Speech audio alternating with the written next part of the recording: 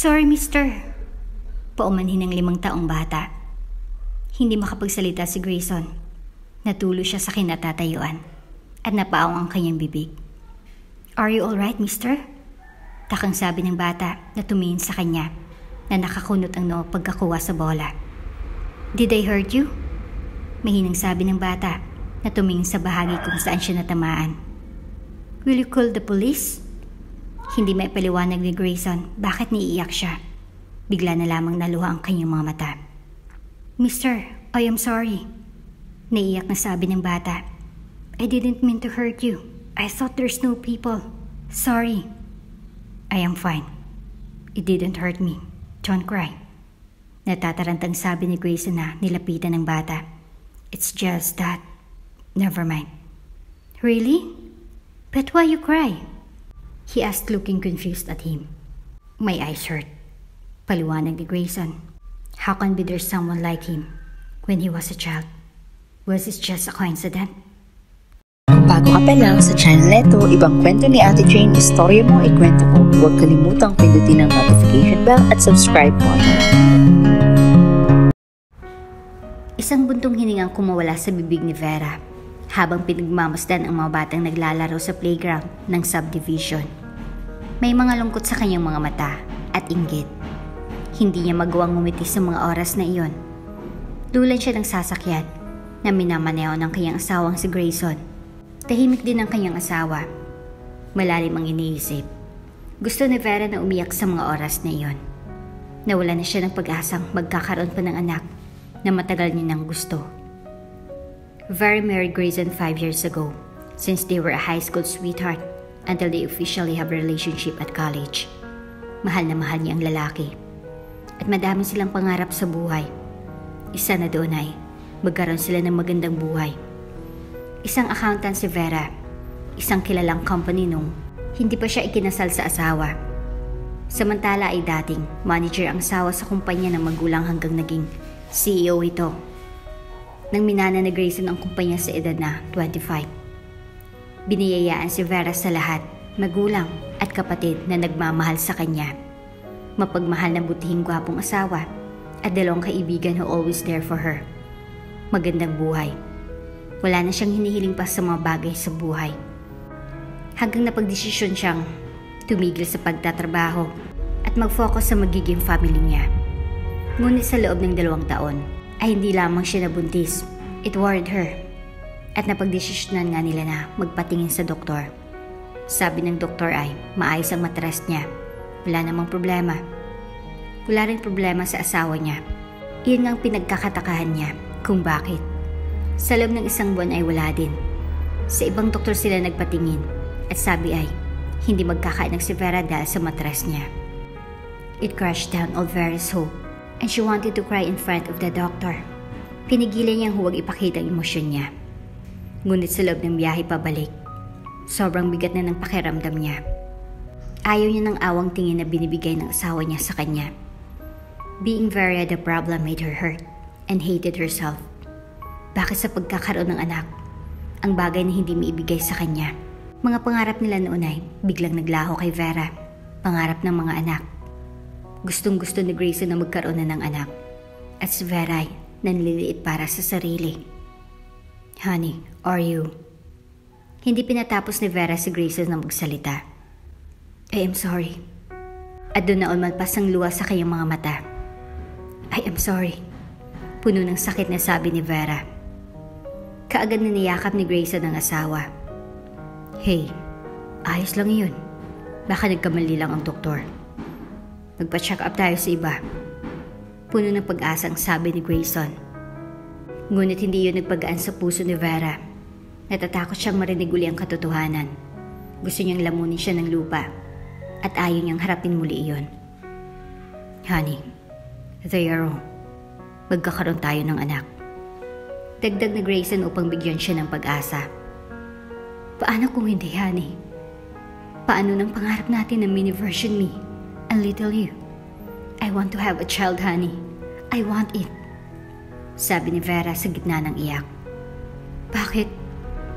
Bakit kailangan ako pa? Bakit? Niyakap ng mahigpit ni Grayson ang asawa at nangakong Honey, she will have our child. Huwag kang mag-alala. Ngunit lumipas uli ang 1 taon. Tuluyan nang nawala ng pag-asa si Vera na magkaroon ng anak. Kahit anong inumin at gawin niya, hindi binigay ang isang bagay na nais niya. Puno ng hinanakit si Vera, lalo na nang mapansin niya na tila nag-iba si Grayson sa kanya. Bigla itong nanlamig. Iyon ang kinatatakutan ni Vera na iwan siya ng taong pinakamamahal niya at ipalit siya sa babaeng kayang ibigay ang isang bagay na hindi niya magawa. That made Vera depressed and her health down. Nag-aalala ang mga magulang niya.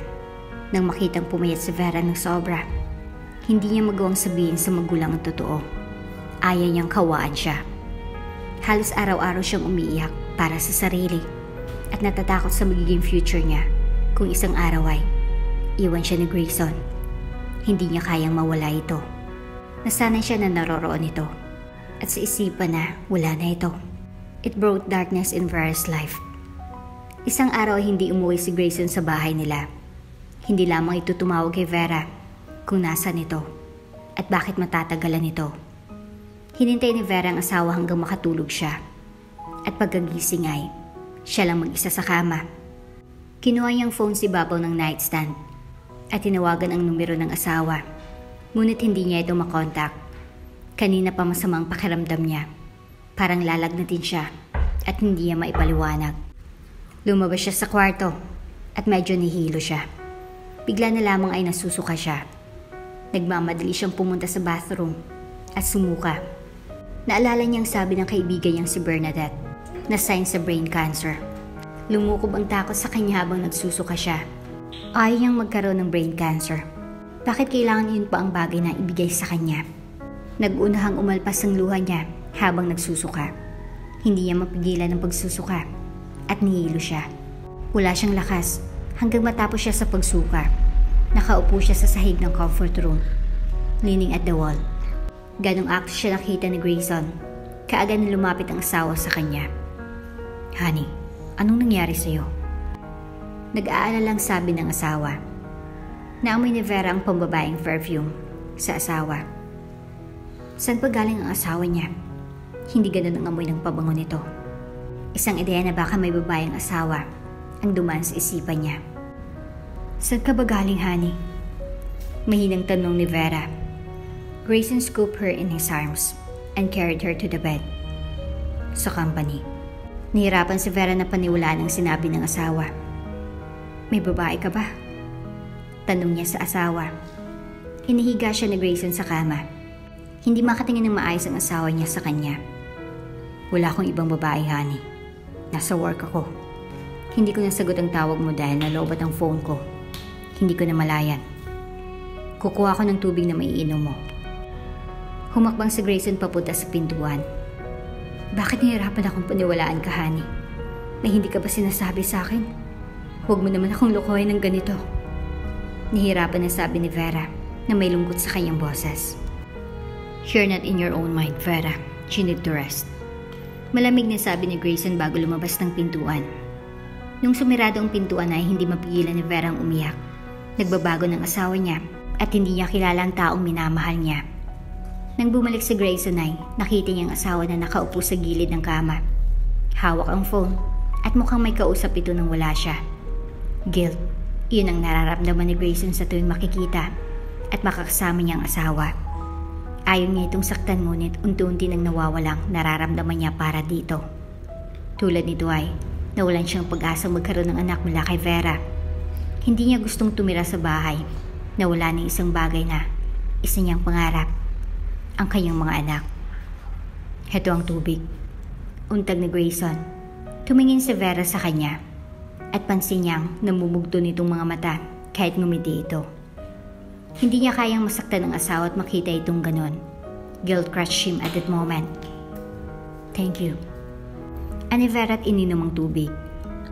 She was still pale at hindi alam ni Grayson anong gagawin sa mga oras na iyon. Gusto mo bang samahan kita sa hospital? You're not looking good, honey. Sabi niya na may pag-aalala kay Vera. No thanks, honey. Alam kong busy ka sa trabaho and I'm getting better. Sagot ni Vera at ngumiti ng malapad. I'm just tired. I want to rest. Did you have your breakfast? Tanong ni Grayson. Umiling si Vera. Wala akong ganang kumain ngayon, honey. Mamaya siguro kung makapahinga ako. Papadala ko ang breakfast dito. Kailangan mong kumain. Ani Grayson, at tiningnan ang nangangayat na katawan ng asawa. Hindi niya alam kung anong dahilan, kung bakit ganoon lang ikibinagsak ng katawan ng asawa. Tumango lamang si Vera at humiga sa kama pagkatapos iabot ang baso sa asawa. Aalis ka ba ngayon? Tanong ni Vera na tumingin kay Grayson.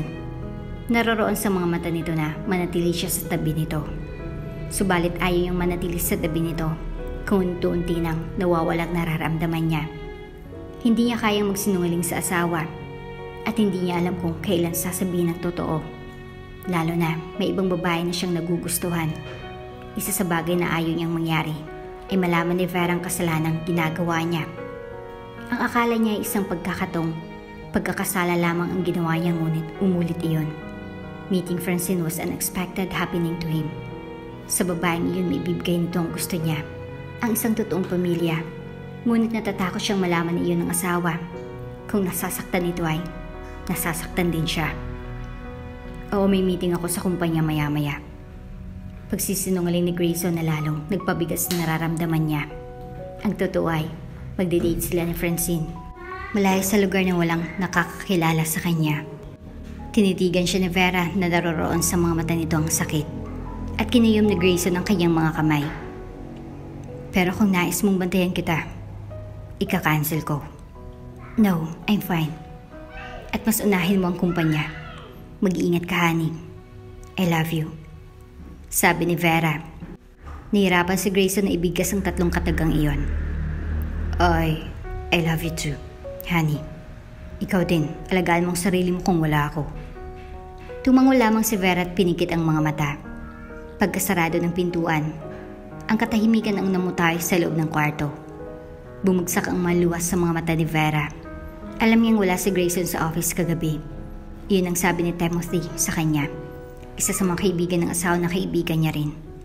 Nasasaktan siya sa katotohanan na nagsinungaling asawa niya sa kanya. Hindi naman ganun si Grayson. Malaki nga ang pinagbago nito. At sobrang natatakot siya na isang araw ay iwan siya nito. She'd rather die if he left her. Anong silbi ng buhay niya kung ang taong mahal niya ay hindi siya kayang tanggapin na hindi siya magkakaanak? Sa gabi ay nagising si Vera sa sama ng pakiramdam. She rushed to the bathroom and vomited again and again.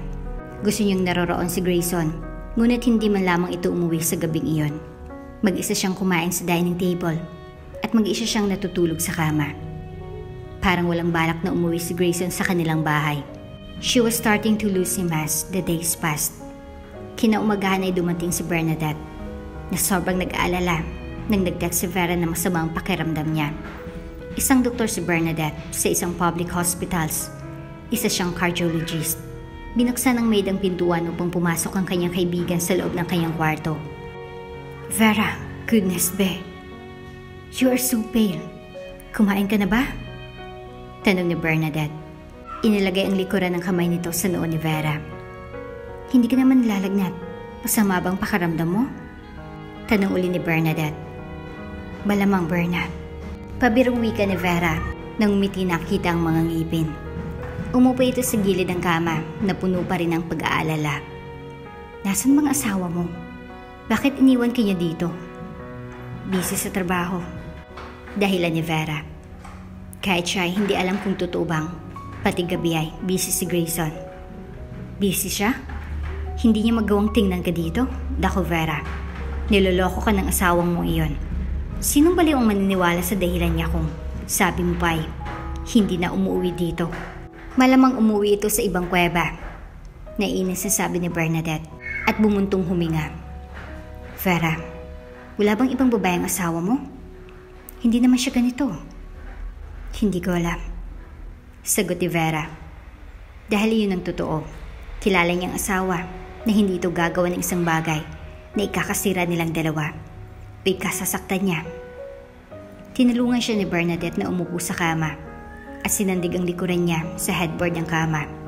Napailing si Bernadette at sabing, lahat ng lalaki ng loloko kapag nanlalamig na. Hindi yun gagawin ni Grayson. May tiwala ako sa kanya. Giit ni Vera. Kilala mo siya, Berna. Hindi ganong lalaki si Grayson. Bernadette signed in defeat. Fine, pero sabihin mo sa akin nararamdaman mo. Kaya sinabi ni Vera ang nararamdaman niya. Kumunot ang noo ni Bernadette. Vera, hindi ka ba buntis? Natawa si Vera sa narinig. Malabo, Berna. Sabi ng Dr. Rai. Hindi na ako magkakaanak. Bakit hindi ka magpa-check up? Sasamahan kita ngayon upang malaman anong dahilan ng pagsusuka at masama mong pakiramdam. So isyu ni Bernadette na sinang-ayunan ni Vera kahit natatakot siya sa maaring resulta. Paano kung may brain tumor nga siya? Hindi niya alam anong gagawin kapag iyon ang totoo. Nang pagkarating nila sa pribadong hospital, ay kagad na dinaluhan ng nurse at doktor si Vera at dinala siya sa emergency room nang bigla siyang nihilo at nawawala ng malay. Si Bernadette ay naghintay sa sasabihin ng doktor nang kinunan siya ng blood test at urine test. Nakahiga si Vera sa kama. Hanggang ngayon ay hindi pa rin dumating si Grayson nang nag-text siya na nasa hospital siya kasama ang kaibigan. Hinintay niya ang asawa ngunit nang bumalik ang doktor ay hindi dumating ang asawa niya. Nadurog ang puso niya. Hindi man lamang nag-text ito na hindi darating kung anong dahilan. Malungkot na tininan siya ni Bernadette bago ito umalis upang mag-usap si Vera at ng doktora. Well, it's a good news, Mrs. De Varas. Nakangiting sabi ng doktora. Good news? Nagtatakang sabi ni Vera. Akala niya ay bad news itong hatid, ngunit hindi niya inaasahan ang sinasabi nito. Yes, Mrs. De Varas. Congratulations, you are 3 weeks pregnant. Sagot ng doktor. Umawang ang bibig ni Vera at tila ba'y tumigil ang mundo niya sa nalaman. I am pregnant, Doc? Hindi niyo ba ako binibiro? Hindi makapaniwalang wika ni Vera. Ngumiti ng malaki ang doktor. Hindi, Mrs. De Varas. Ang nararamdaman mo ay sign of pregnancy. Morning sickness. Nasaan bang asawa mo? Tumahimik si Vera. Nag-iisip kung anong sasabihin. Doc, busy. Biglang bumukas ang pintuan at pumasok mula roon si Grayson.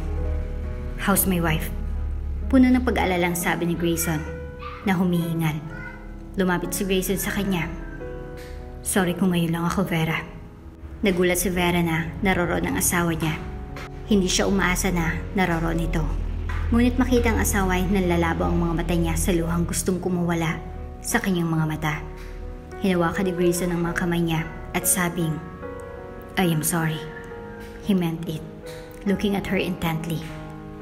Linunok ni Vera ang bigig sa kanyang lalamunan. Pero nahirapan siyang magsalita na hindi maiyak. Isa roon ang tuwa sa magandang balita. God had granted her long prayers. Mrs. De Varas, congratulations. Nakangiting sabi ng doktor at lumapit ang atensyon ni Grayson sa doktora. Congratulations? Nagugulo ang wika ng asawa ni Vera na kumunot ang noo. Your wife is 3 weeks pregnant. Sagot ng doktora. Gulat ang naroroon sa mukha ni Grayson. Ang inaasahang masasayang reaksyon ng asawa ni Vera ay kabaliktaran. Sa mukha ni Grayson ay hindi katuwaan na parang problemado ito na napansin ni Vera. Mrs. De Varas, ito ang resita na dapat mong i-take at ilang beses sa isang araw. Inabot ng doktora ang hawak ng papel kay Grayson na kinuha naman ito. Pagkaalis ng doktora ay pumasok si Bernadette at tumingin kay Grayson. Bakit ganyan ang reaksyon mo, Gray? May masama bang balita? Nakatitig lang si Vera sa asawa. Gulong-gulong isipan niya kung bakit ganun ang reaksyon ng asawa na dapat matuwa ito pero bakit ibang kabaliktaran. Ngumiti si Grayson. Hindi. I'm just shocked of the good news. Hannah is pregnant. Sagot ni Grayson. Pansin ni Vera na pilit ang ngiti nito. Nadismaya si Vera at imbis na maging masayay, nasasaktan siya. Hindi na ba siya mahal ni Grayson? Bakit ganun ito? Congratulations! Tuwang sabi ni Bernadette at niyakap ng mahigpit si Vera. Sa wakas, nabuntis ka rin, Vera. Sabi ko nga sa iyo na maaring buntis ka. See? God is so good and amazing for such miracle. Oo, sagot ni Vera. Napalitan ng sayang nararamdaman niya pagkakita sa katuwaan ng kanyang matalik na kaibigan. Pagka-uwi ni Vera at Grayson sa bahay, ay tahimik lang silang dalawa. Walang ganang makipag-usap si Vera sa mga oras na iyon. Kaya niyang magalit at mag-away pa silang dalawa ng asawa. Bumaba siya kaagad sa sinasakyan. Pagkahinto ng sasakyan, mabilis ang lakad niya pumasok sa loob ng bahay. "Honey," tawag ni Grayson sa asawa. Ngunit hindi lumingon o huminto sa paglakad si Vera. She was upset of him and she was hurt of his reaction. Ayaw ba niya nabuntis siya? Di ba yun naman ang matagal nilang hinihintay? At ngayon nabuntis na siya, hindi ito masaya? "Honey, I know you are upset. Nagulat lang ako kanina," sabi ni Grayson na sinundan ng asawa. Paakyat sila sa hagdanan. Hindi pinansin ang asawa hanggang marating nila ang master bedroom. "Honey, I am sorry," patuloy na sabi ni Grayson. Binuksan ni Vera ang pintuan at sinirado at nilaki yun bago makapasok ang asawa. "Honey, talk to me. I'm sorry. Hindi ako titigil sa pag-sorry kung hindi mo ako kakausapin." Nagmamakaawang tono ng boses ni Grayson. Tinitigan ni Vera ang nakasiradong pintuan. She crossed her arms and glared at it. "Honey, ayaw mo na ba sa akin, Grayson?" tanong ni Vera sa masamang loob. "No, honey. I am happy that we will have our child. Forgive me if you misunderstood how I reacted in the hospital. Please," he said softly, leaning his forehead at the door. "Forgive me." Ngunit ang nais ni Vera sabihin nito na mahal siya nito. Sa narinig ay nagkaroon ng kirot sa kanyang puso. "Hindi kita kakausapin." Galit niyang sabi at humiga sa kama. Namumuo ang luha sa kanyang mga mata. Kailangan ba ganun? Kailangan ba na mawalang nararamdaman ito sa kanya? Mahal niya ito. Ngunit bakit pakiramdam niya ay hindi na tulad ng dati? Ayaw niya munang makita ito o makausap dahil kung gano'n ito kalamig sa kanya. Hindi niya kayang hindi masaktan ng sobra. Hindi na ito nagsalita pa at nanginig ang labi niya hanggang hinayaan niyang luhang kusang lumandas sa kanyang pisngi. Biglang bumukas ang pintuan. Grayson saw his wife's shoulders shaking as she lay in the bed, back facing at him. His heart broken hearing her sobs. Gusto niyang lumuhod sa harapan nito, habang sabihin ng totoo ngunit masasaktan niya ito lalo. Ayaw niyang maapektuhan ang bata na dinadala nito.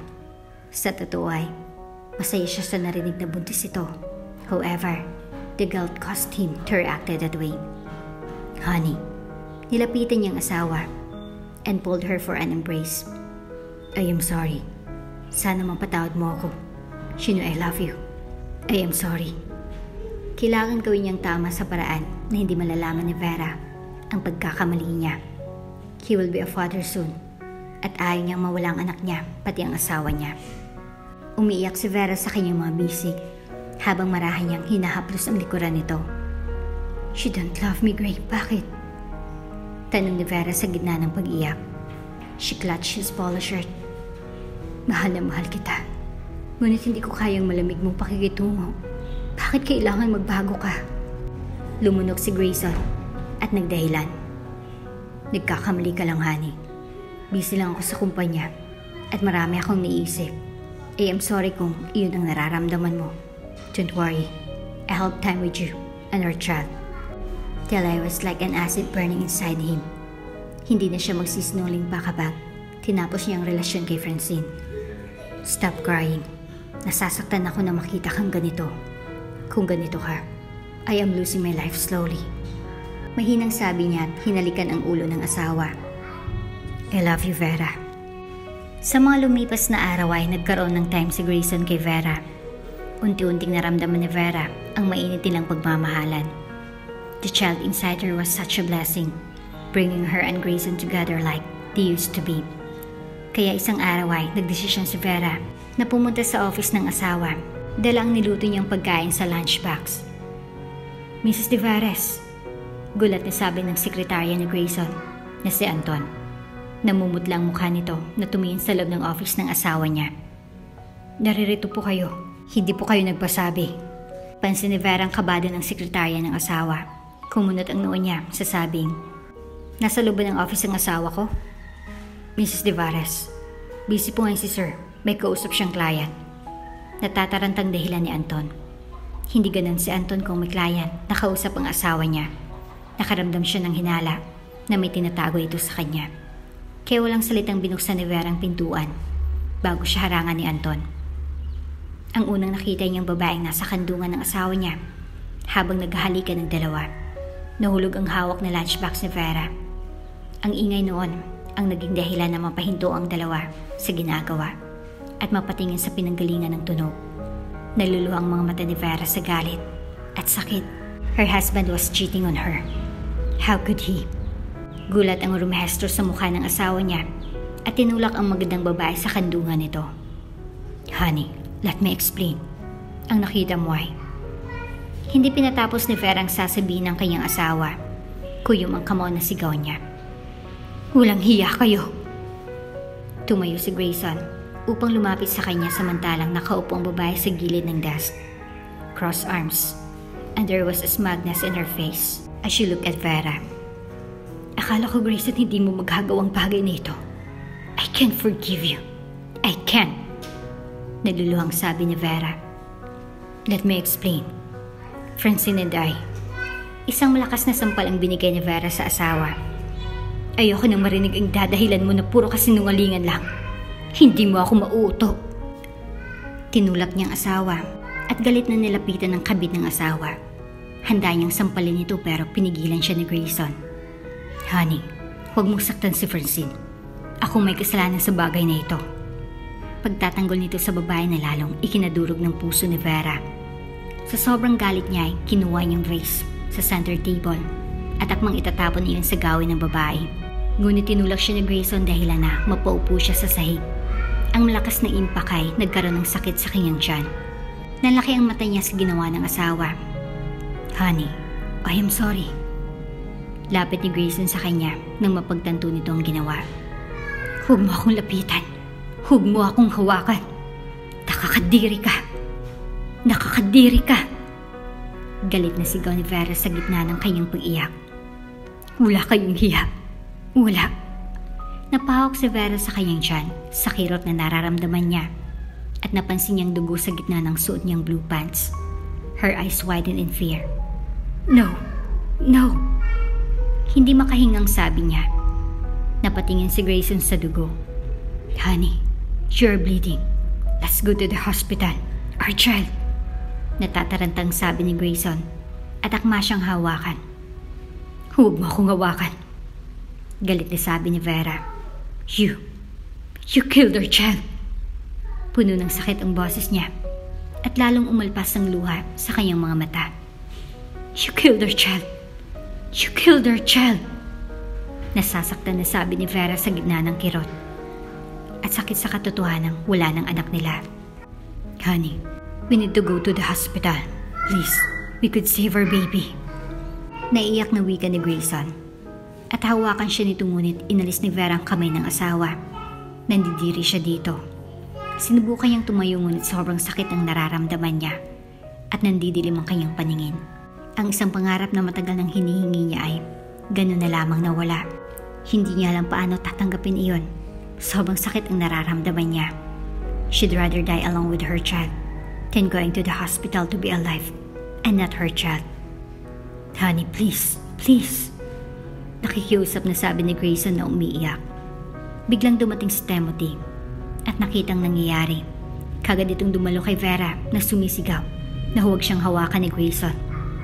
Vera, what happened? Timothy's face turned in horror.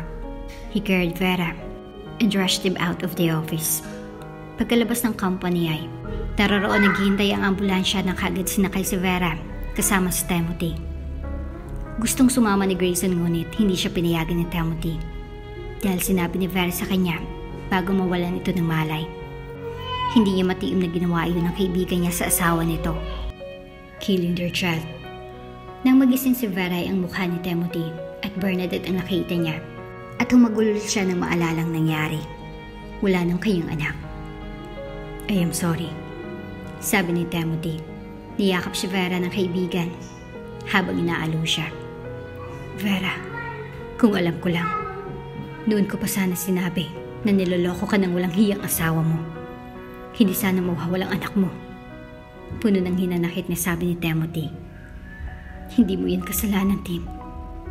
Ang walang hiyang kaibigan mo. Sabi ko nga bay, nang lolokong Judas na iyon.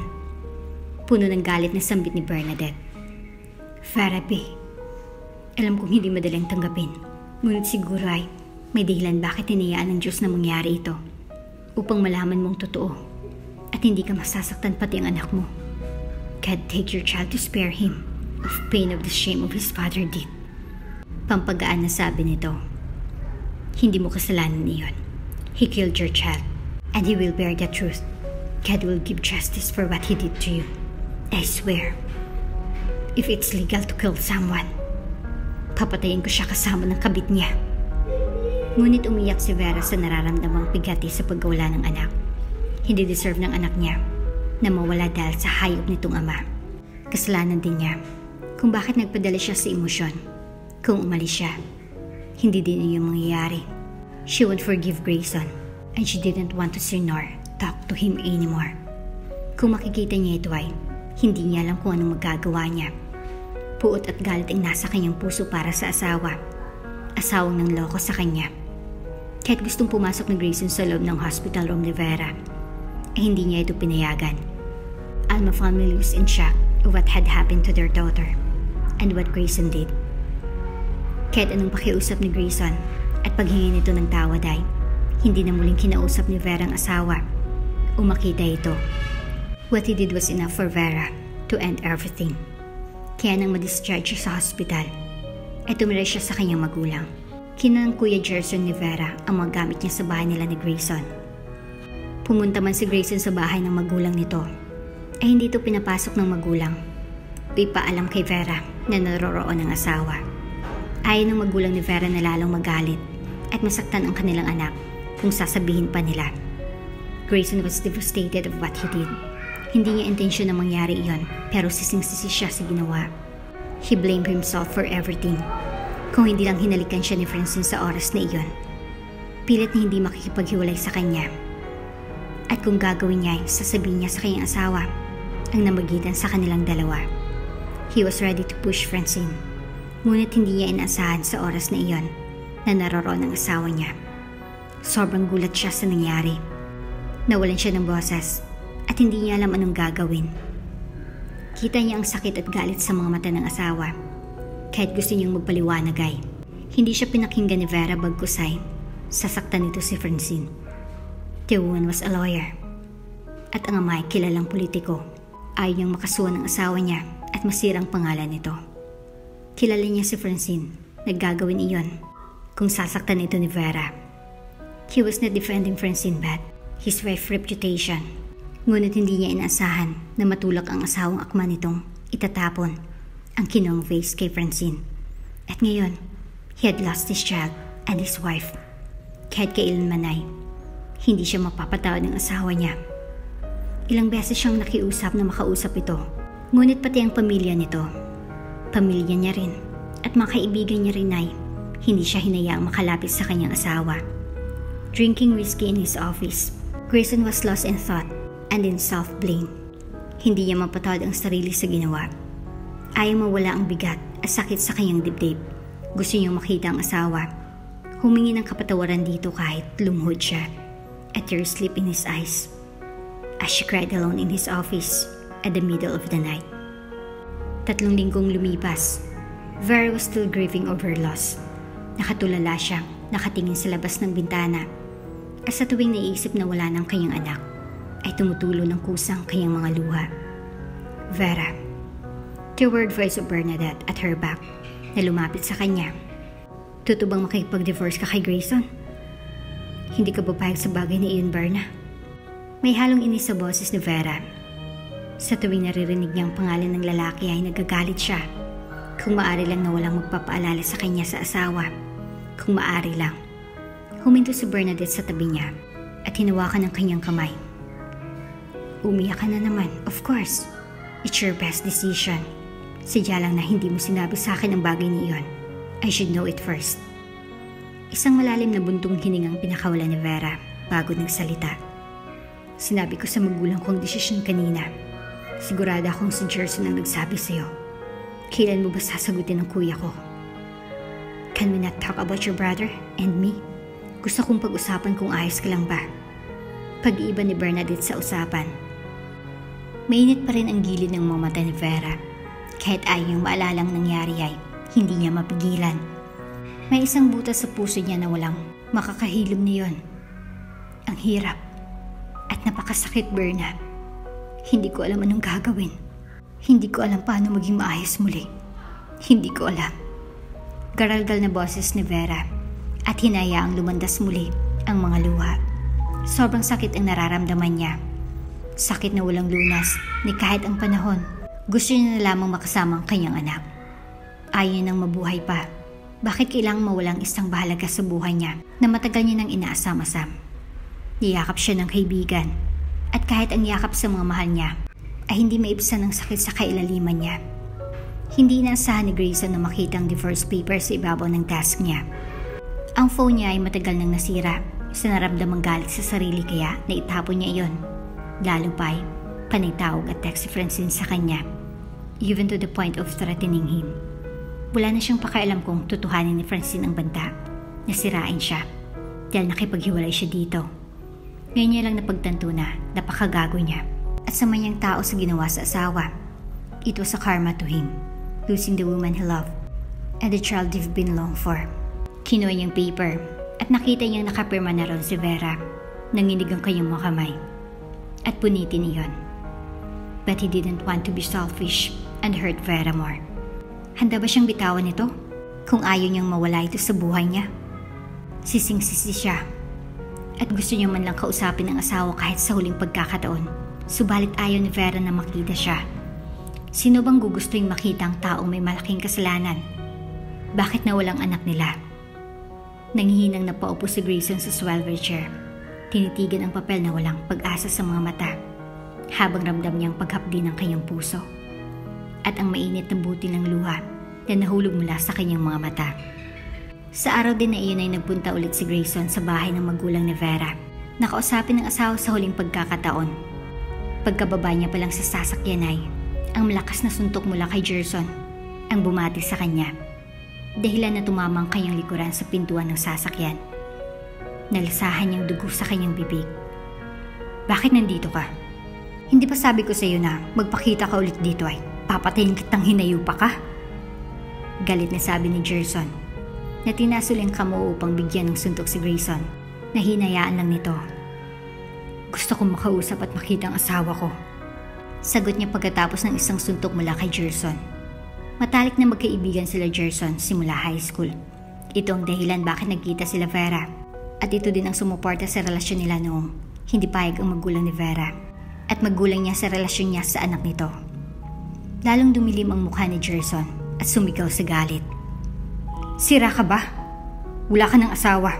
You cheated and hurt my sister, asshole. Pinatay mo anak niyo. How dare you call her a wife? Umalis ka. Kung hindi papatayin talaga kita. Kill me. Pero maghihintay ako dito na kausapin ako ni Vera. Kahit nang hingalo na ako. Matigas na sabi ni Grayson na tumayo ng maayos. Wala ka talagang hiya. Bakit naging kaibigan pa kita?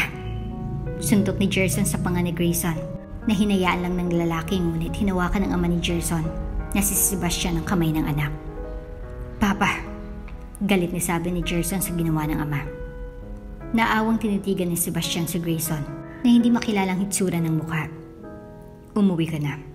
Kahit patayin ka pa ng anak ko, ay hindi lalabas si Vera para sa iyo. You hurt my daughter. It's enough of hurting her after what you've done. Leave her peacefully. Maawa ka sa anak ko. Pakiusap ni Sebastian. Gerson gritted his teeth as he looked at Grayson. Huwag kang makiusap sa walang hiyang iyan pa. Matigas ang ulo at ang kapal ng taong iyan.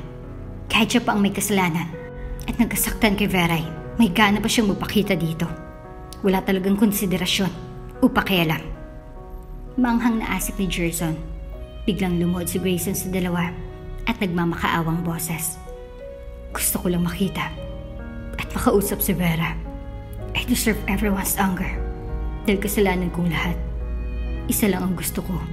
Makausap ko ang asawa ko. Mahirap ba sa iyong intindihin, iho, na ayaw kong makita at makausap man lamang ni Vera. After what you've done, you broke everything to her. And you are the reason her child lost. Kami nang nakikiusap sa iyo. Huwag mo na ngayon. Let Vera heal alone. And you insisting her will only cut the wounds you created deeper. Mahinahong sabi ni Sebastian. Magsasalita sana si Gerson ngunit napatigil ito sa sipat ng kanyang ama. Iniwan si Grayson na nasa ganong posisyon. Kahit lumuhod siya hanggang gumabiyay, hindi lumabas si Vera. He had truly lost her. And he didn't know, will she ever forgive him? Isang buwan nang lumipas. Vera was still battling of herself, lalo na ang grief at depression. Ayaw niyang masaktan ang mga mahal niya kung gagawa siya ng isang bagay na ikakasakit ng mga ito. Kahit gusto niya nang mag-suicide ay hindi niya magawa. It was just her thought, the feeling of ending her pain, that was insufferable. Felt like an only way for her to feel better again. Kaya nagdesisyon siya ng pumunta lamang sa ibang bansa at doon manirahan upang tuluyang makahilom sa malalim niyang sugat.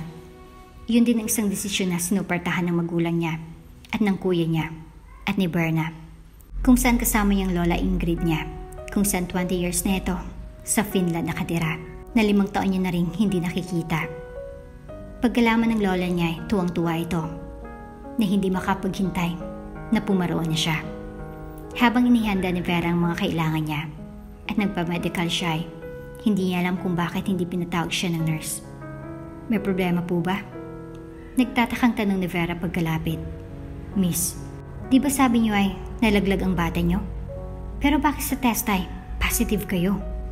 Nagugulang sabi ng nurse at tinitigan siya na tila ba ay nagsisinungaling siya nung sinabi niya na nalaglag ang kanyang baby. Positive? Hindi makapaniwalang sabi ni Vera. Paano? Sabi ng doktor noon ay wala ng anak ko. Well, miss, this test proved that you're pregnant. Baka siguro ay baguhan ng doktor na iyon. Nagkamali ata. Ani ng nurse at binigay sa kanyang medical results. Doon nga nakita ni Vera na buntis siya. She gasped and looked at the nurse. Baka nagkamali ka ng blood test at urine test.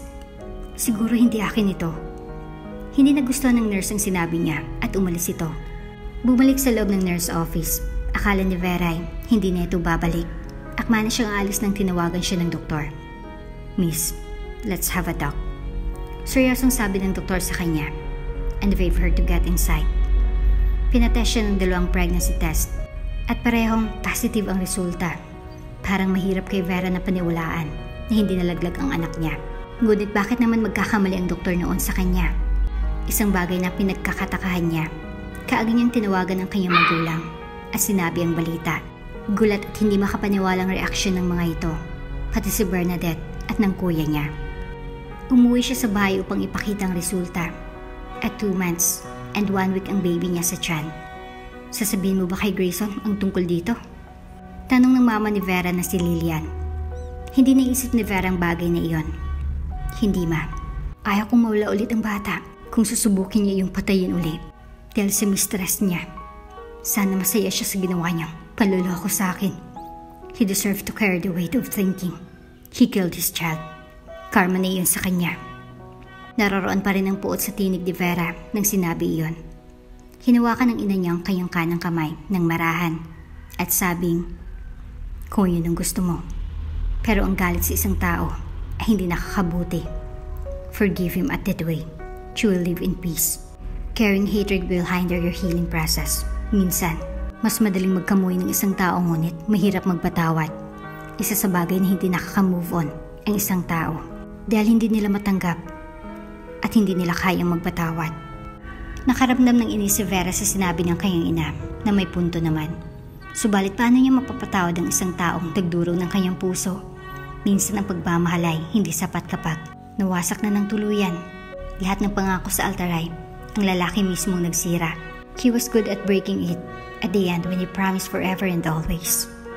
Bumaba si Vera sa sasakyan ng kuya niyang si Gerson, kasama ng kanyang magulang at kaibigang si Bernadette, Timothy and Calix, na dating kaibigan ni Grayson. Nang malaman ng 2 lalaki ang ginawa ni Grayson kay Vera, they couldn't forgive him. They cared Vera as their little sister, and hurting her means of friendship to be over. Mag-iingat ka palagi doon, Vera. Naiyak na sabi ni Bernadette at niyakap siya ng mahigpit na ayaw siya nitong bitawan. Ikaw din, Berna. Bisitahin mo ako kapag may time ka. Isama mo na si Kuya. Sana'y sagutin mo na siya. Nakangiting ani ni Vera na ikinasimangot ng kaibigan. Matagal nang nililigaw ng kuya niya ang kaibigan na nagpapa-hard to get kahit may gusto ito sa kanyang kuya. Huwag natin pag-usapan ang bagay na iyan. Nanlulumong sabi ni Bernadette na sumulyap sa gawin ng magulang ni Vera na ngumiti dito. Malaki ang ngiti ni Gerson habang may sinasabi sa magulang nito. Niyakap ni Timothy at Calix si Vera at nangako ang mga ito na pupunta sa Finland kasama si Gerson. Niyak na nagpaalam si Vera sa mga ito. Mabigat man sa kanya na iwan ang mga ito ay iyon ang nakakabuti upang tuluyin siyang naghilom at para na rin sa kanyang anak. Hinawakan niya ang kanyang tiyan at napunta ang isipan niya sa dating asawa. Hanggang ngayon ay hindi man lamang nito binalik ang divorce papers sa kanya. Nangako si Gerson na kukunin ang divorce paper na may sign ng dating asawa upang tuluyan na siyang makawala dito. Vera looked outside the airplane's window and sadness overwhelmed her. She was not used to be away, not without Grayson at her side. Parang may isang bagay na nawala sa kanya at hindi niya alam kung kailan siya masasanay na wala ito. At kahit naroon ang puot sa lalaki, naroroon pa rin ang isang bahagi na ayaw niyang i-acknowledge dahil isang bahagi niya na marupok. She may not forgive him, but still, she lied to herself and everyone that she didn't still love him. Hatred persisted on her, ngunit may isang bahagi na gustong magpakatanga pa rin. Sa lalaki nagwasak sa puso niya. Vera closed her eyes and blinked away the tears that wanted to escape. Sa kabilang banda, walang kamalay-malay si Grayson na umalis papuntang ibang bansa ang asawa. Habang tahimik siyang nakatitig sa clear glass window ng kanyang opisina, habang hawak niya ang isang glass ng whiskey. Kanina pa siya umiinom. Lasing na siya. Ngunit hindi maibsan noon ang pigati at sakit sa kanyang puso. Bumukas ang pintuan ng kanyang office. Akala niya ay ang kanyang sekretary. Sa nakita niyang refleksyon ay ang babaeng nakasuot ng hapit na black dress. Matalim ang tingin sa kanya habang lumalapit. "Babe." Francine's angry voice broke the stillness of the room. "Pagkatapos ng lahat, ibibitaw mo ako sa ere? Tulad ng ginawa mo sa asawa mo? Ganun ka ba kawalang puso na gawin niyan sa akin?" Akpang hawakan ni Francine ang braso ng lalaki. Kagad na lumayo si Grayson na animubay. May nakakahawang sakit ang babae. "I told you, we are done. Kung hindi mo ako hinalikan noon, my wife will still be here. You're just a mistake, Francine, and I regretted it." Asik ni Grayson. "Leave me alone. Isn't that enough of ruining my name in public? Akala mo hindi ko malalaman ang kasinungalingan mo? Spreading rumors that I'm using for your body. And that I love you? Francine, I don't love you. And I never uttered that words, not once." Nandilim ang mukha ni Francine at kinuyong mga palad. "Pero mahal kita. Sabi mo you like me. Pero katawan ko lang palang gusto mo sa akin. And that fucking dreams of your having a child. Ang sama mong tao, Grayson. Buti iniwan ka ng asawa mo." Humigpit ang pagkakahawak ni Grayson sa baso at umiigting ang pangang, sabi sa nanginginig na tono.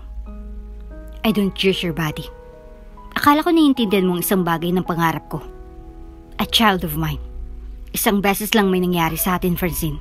I told you that I still love my wife.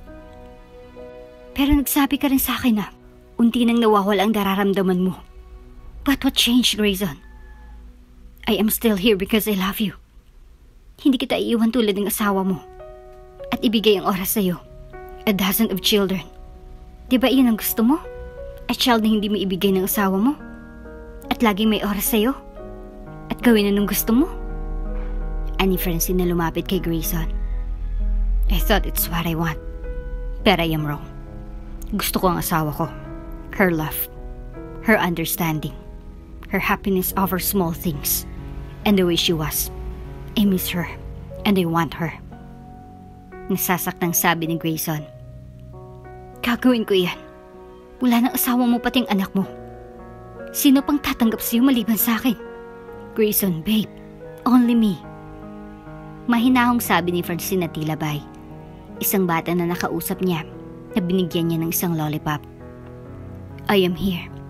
Wala ng asawa mo. Ako na lang nandito na nagmamahal sa iyo. Dagdag pa ni Francine. At hinawakan ang braso ni Grayson at iyakap siya. I am here. I heal your broken heart and fill in the hole inside you. Magiging masaya tayo. Tinulak ni Grayson ang babae at lumayo dito. Hindi ka ang gusto ko. I want my wife. I want her more than anything. Pero deserve kong nangyari dahil sinaktan ko siya ng sobra. At kasalanan kong nawalang anak namin. I'll bear this whole and the pain until the end. Then choosing you. Sa narinig ay nasaktan si Francine. At puro ng galit ang nagbanta. You hurt me, Grayson, and did this to me. I won't let you have your happiness. Sa huli ma-realize mo rin, akong babae para sa'yo. At malaking hakbang na umalis si Francine. Maras na siniradong pintuan. Ang akala ni Grayson maintindihin at mabait ang babae ay isang pagkukunwari. Hindi niya alam bakit nagustuhan niya ito noon. Isang pagkakamali na hindi niya na maitatama pa kahit anong sisi niya.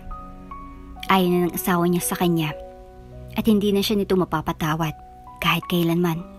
Ngunit hindi susuko si Grayson na hindi siya mapatawad ng babaeng mahal niya at gagawin niyang lahat. 5 taon nang lumipas. Tahimik na iniinom na Vera ang mainit na kokwa habang nakatingin kay Bernadette na may malaking ngiti sa labi habang binalita sa kanya na ikakasal na ito. Walang trabaho sa Vera sa araw na iyon dahil nag-day off siya sa pinagtatrabahuhan na hospital nang malaman na pupuntang kaibigan niya sa araw na iyon. Sana'y umuwi ka sa Pilipinas para sa kasal ko, Vera. Napakahalaga ng kasal na ito para sa akin and I want you to be there. May pakiusap sa boses ni Bernadette. It's been 5 years and I miss you so much. Once a year lang tayo magkita. Hindi masabi ni Vera na malungkot siya sa binalita ng kaibigan. Sa totoo ay, nahihirapan pa rin siyang tanggapin na mas pinili ng kaibigan ang ngayong boyfriend nitong si Derek kaysa sa Kuya Gerson niya. Ang akala ni Vera noong isang taon ay sasagutin ni Bernadette ang kanyang Kuya Gerson. Ngunit nalaman niyang may nobyo si Bernadette at hindi iyon ang kuya niya. Nasaktan ng Kuya Gerson niya sa nalaman. Umasa din ito. Parehong gusto ni Gerson at Bernadette ang isa't isa. Ngunit hindi alam ni Vera bakit hindi nito pinili ang kuya niya. Gusto niyang itanong ang bagay na iyon subalit ayaw ni Bernadette pag-usapan ang bagay na iyon. Na masaya at mahal nito si Derek. Ang lalaki sa video call niya lang nakita at hindi sa personal. Isang doktor ang lalaki sa isang pribadong hospital. At gwapo ito ngunit mas gwapo ang Kuya Gerson niya. Pupunta ka ba? Tanong ni Bernadette. Her eyes begging for Vera to say yes. Ngumiti si Vera. Kailangan niyang tanggapin na ikakasal na sa ibang kaibigan niya at magiging maayos din ang Kuya Gerson niya over the heartbreak. Malamang, kasal mo iyon, Bernadette. At dapat nandun ang best friend mo. Tuwang sagot ni Vera, ignoring her sadness. Next week ay, balak kong umuwi kasama si Lico. Hindi ba sasamang lola mo? Tanong ng mahina ni Bernadette na sumulyap sa matanda na nakaupo sa rocking chair, malapit sa bintana. May hawak itong cup na naglalaman ng mainit na kokwa. Vera's grandma was 86 years old and does look like in her 70s. Kung saan naman ni Vera ang kulay amber nitong mga mata. Umiling si Vera. Pinilit niyang lola Ingrid niya na umuwi ngunit mas gusto nito kung nasa nito. Lalo pa'y may mga kaibigan rin itong matatanda. Nakagaya nito na binibisita siya araw-araw.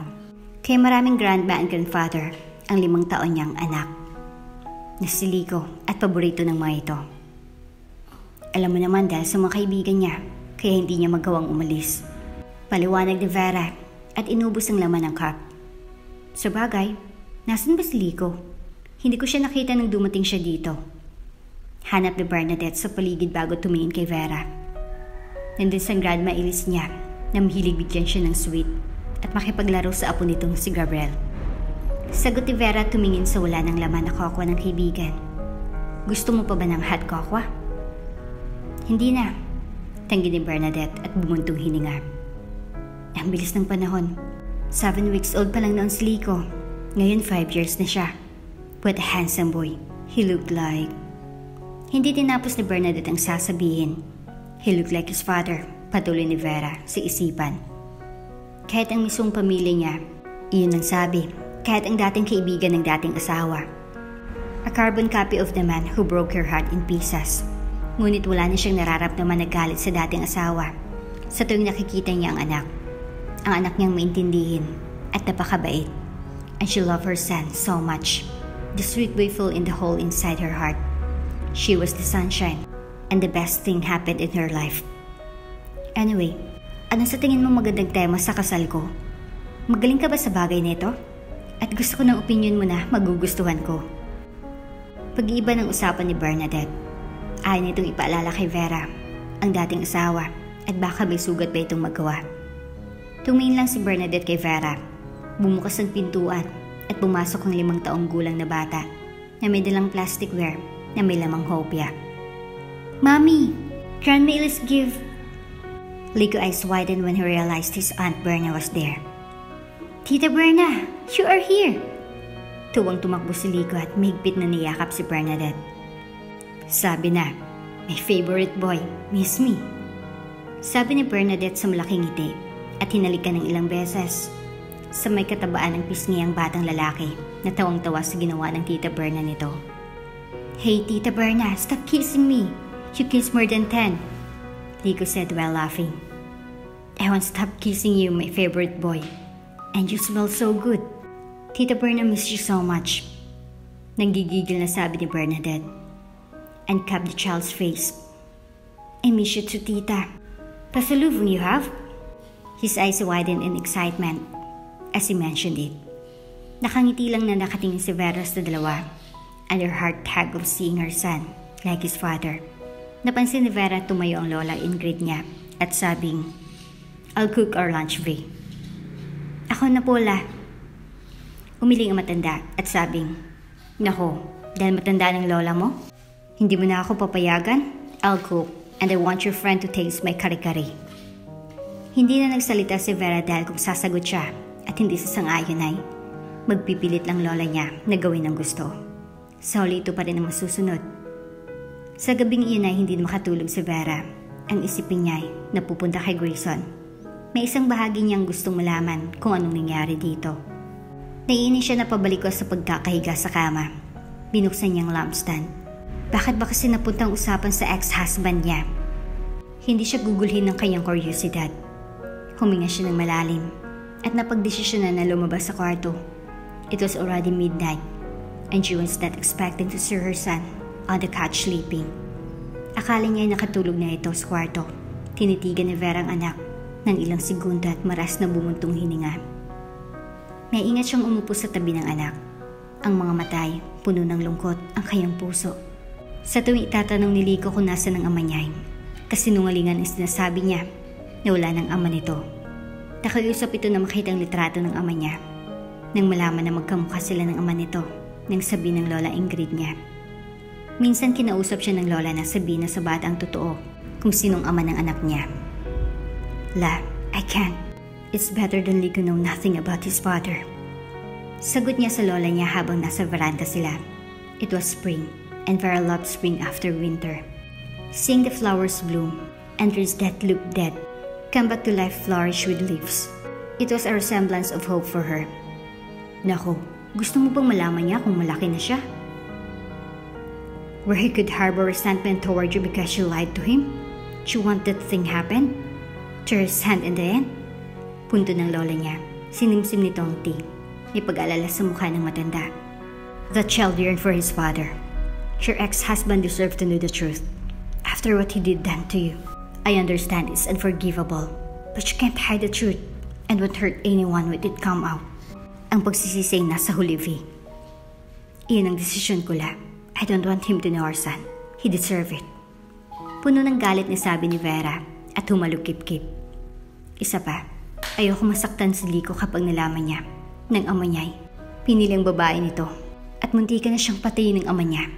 That truth will hurt him deeper than telling about his father. I understand you, V. Marahang sabi ni Ingrid. Truth hurt. If you hide it or not, It's the same pain. Pero masakit kung sa iba malaman ng anak mo kaysa sabihin sa iyo ang totoo. Soon, when he'll grow up, your mother and the son relationship will rip up. La, please, let's not talk about it. Pakiusap ni Vera. Huminga siya na napakalalim at hinawakan ang ulo ng anak. I am sorry. Mahinang sabi niya sa anak. Pagkabalik ni Vera sa trabaho ay pinuntahan niya ang pasyente niyang si Era, ang 6 years old na bata na may cystic fibrosis. Tinignan niya kung bumubuti nito at improve na bang health. Era was waving at Vera when she saw her. Isa sa dahilan bakit pediatrician ay kinuha ang kurso noon ni Vera ay ang makatulong at makapagligtas ng mga bata. She was a child also who had severe pneumonia, and it was Grayson's mother who treated her at the time after 3 months being in the hospital. Thinking of the Mama Dia, she missed the sweet woman. Veve, you're here. Tuwang sabi ni Era sa kanya. Look, I am getting healthier. Ang masayang ngiti ng bata ay nagbigay ng kasiyahan kay Vera. Children was a sunshine to her, lifting her spirit every day. Let me see. Tuwang sabi ni Vera, and monitor the vital sign of the child and execute a pulse oximetry. Nang matapos siya sa ginawa, napansin ni Vera na mas dumadami ang sticky mucus build-up ng bata. Umubo ito during the monitoring process at naroroon pa rin infection sa respiratory. But do you think, Vivi, I am going out of the hospital next week? Umaasa na tanong ng 6 na gulang na bata. Hindi magawang masabi ni Vera ang totoo. Ilang segundo siya tumahimik at ngumiti bago sumagot. Sadly, no, Era. You'll need to stay, but you're getting better. It's a good sign. And I want you to eat more healthy. I heard you didn't like vegetable given to you. You should eat it more if you want to be healthy. A sadness filled the child. Kumuha ng organic fruit candy si Vera sa loob ng bulsa. Don't be sad, Era. Soon you'll be going back to school. Here's your favorite. Nang makita nito ang candy ay tuwa itong tinanggap iyon. Kinausap ni Vera ang ina ni Era upang pag-usapan ang progress ng health ng bata bago niya pinuntahan ng ilang bata. She was tired when it comes her break. Marami pa siyang gagawin sa oras na iyon na hindi niya matapos, lalo ng reports. Coffee? Sabi ng baritonong boses na lalaki na lumapit sa kanya. Nakangiting tinanggap ni Vera ang coffee in a styro cup kay Daniel, isang neurologist. Naging kaibigan niya ang lalaki at nanliligaw ito sa kanya. Umaasa ng isang araw ay sagutin niya ito at parang tatay-tatayan na rin ang kanyang anak. Si Daniel Hobbs ay mabait na tao, gwapo at higit sa lahat he was caring. Isa itong half Filipino and half American. Lumaki sa Filipina niyang ina, kung saan nag-migrate ang pamilya niya sa Finland 10 years ago. Ngunit hindi pa handa si Vera na bumalik ulit sa pagkakaroon ng relasyon. Sabi naman sa kanya na hindi ito maghintay when she was ready to open her heart. Thank you, Dan. Nakangiting sabi ni Vera. And sip her coffee. Walang pasyenteng nangangailangan sa iyo ngayon? Ngumiti si Daniel, revealing his teeth. Break time. So, kamusta si Lico? Tulad pa rin ng dati ang kulit. Bumibisita si Berna and she's getting married, wanting me to be there at her wedding. Sabi ni Vera at tumingin sa kanyang styro cup, an understanding filled in his eyes. Naikwento niyang tungkol sa kaibigan niyang si Berna at sa Kuya Gerson niya, ngunit hindi tungkol sa dati niyang asawa at ginawa nito. Ngunit alam ni Daniel na may asawa siya noon and they were separated. Grayson had signed the annulment paper after a month when she left. Kamusta ang brother mo? Asai escaped Vera's mouth. Broken-hearted pa rin hanggang ngayon. It's been 2 years. Nahirapan pa rin siyang tanggapin na ibang pinili ni Berna. At hindi siya iyon.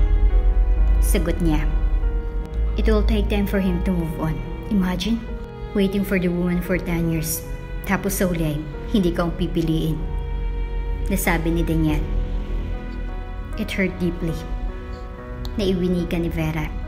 I am hoping that he'll be better soon. He's been traveling anywhere. At 2 taon na rin ang huling magkita kami. My parents is worried for him. They've never seen him for a year and 8 months. Tumunog ang pager nilang dalawa. Time to work, sabay nilang sabi at napangiti. See you after a shift, Vera. sabi ni Daniel sa kanya. Later, sagot ni Vera before they parted. Tahimik na tinitigan ni Grayson ang binigay na file ng private investigator na hinar niya upang hanapin ang dating asawa, and took him 5 years to find her. Nang malaman niyang umalis si Vera sa ibang bansa, hinanap niya ito. Kahit ilang beses siyang nakiusap sa pamilya ni Vera o kapamilya nito na sabihin nasa nito, hindi pa rin nila sinabi. Hindi niya rin inasahan na paalisin siya ng kanyang magulang, taking the company and everything they had given to him. Tinanggap niya iyon. After what he had done, 5 taon siyang nagsumikap na itayo yung business niya away from anyone.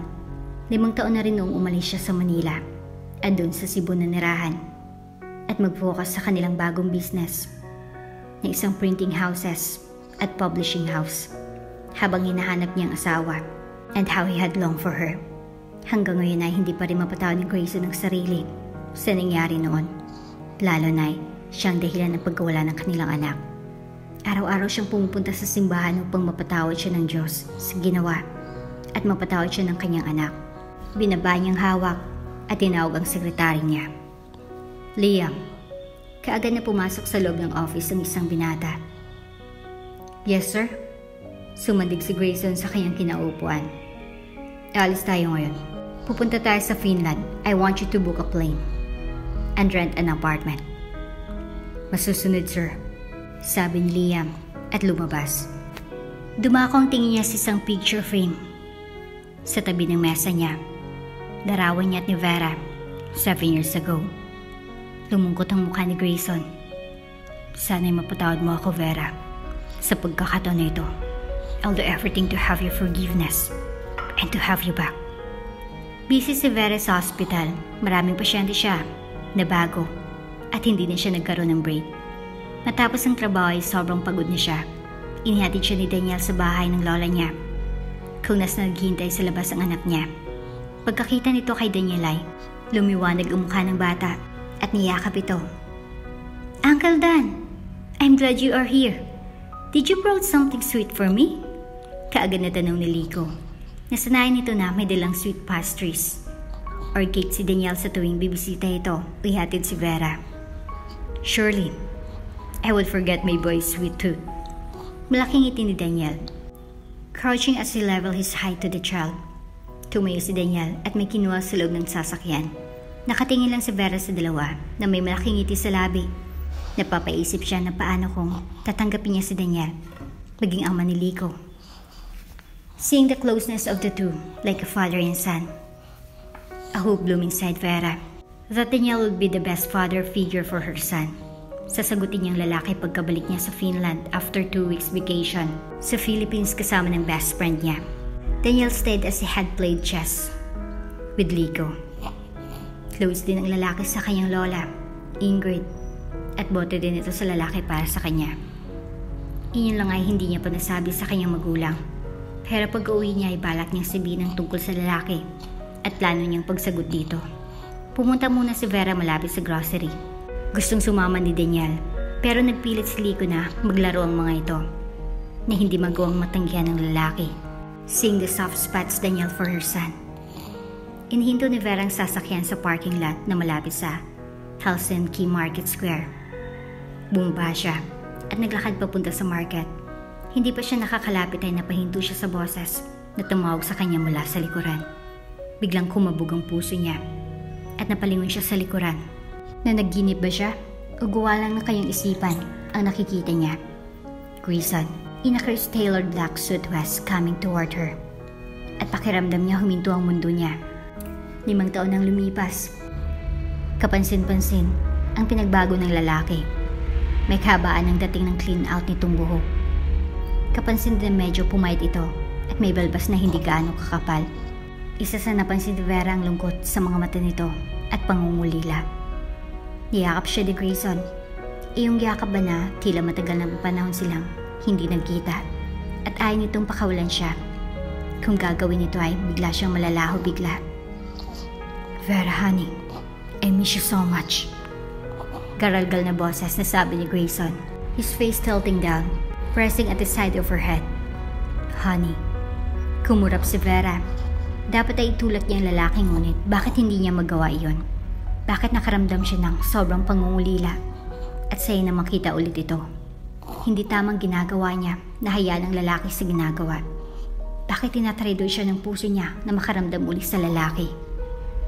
She had built walls around her to guard her heart for any man, and especially him. Ngunit, unti-unting gumuguho ang ginagawa niya. Kaya natatakot siya na kung hayaan niya ito sa ginagawa, siya lamang masasaktan.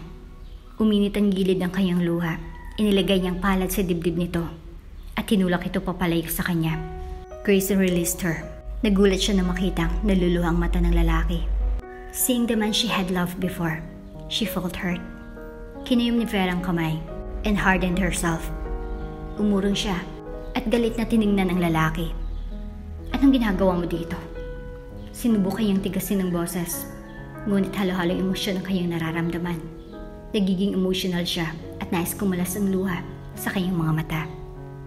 The hate she had for him was gone, but the memories, painful memories were still there. Isang ngiti ang sumilay sa gwapong mukha ni Grayson. Vera's heart was cold, just how her son smelled, just like his father. Pinadi Grayson ang gilid ng mga mata na hindi inalis ang tingin kay Vera. May mga ilang taong napatingin sa kanila.